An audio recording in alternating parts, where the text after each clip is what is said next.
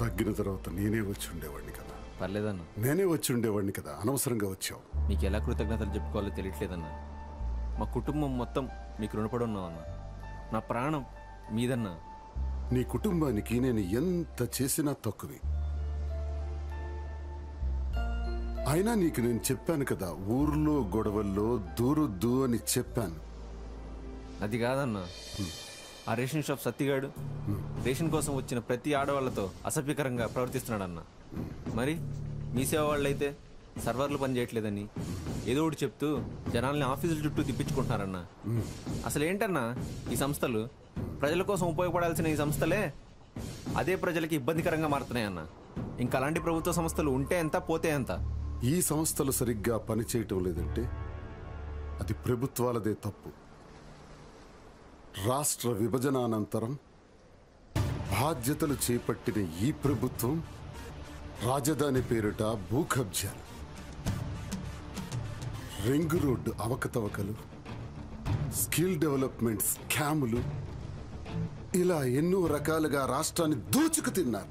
బడుగు బలహీన వర్గాలు, శ్రామిక తాడిత పీడిత కర్షక వర్గాలు పట్టించుకునే నాథుడే లేకపోయాడు.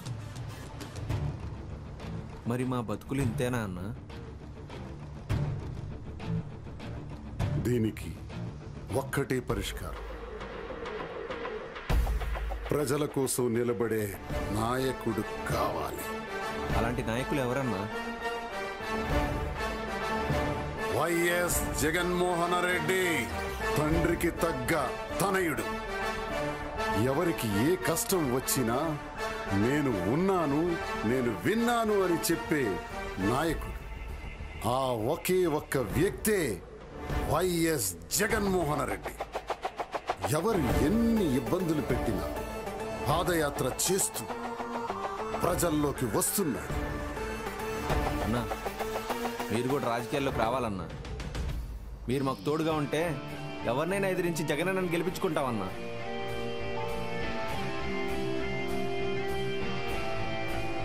వస్తాను. మీ అందరికీ నేను ఉన్నాను.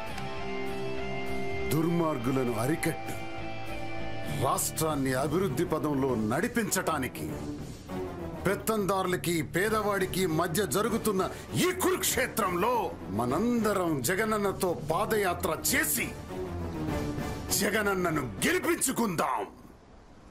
గెలిపిద్దాం. పద.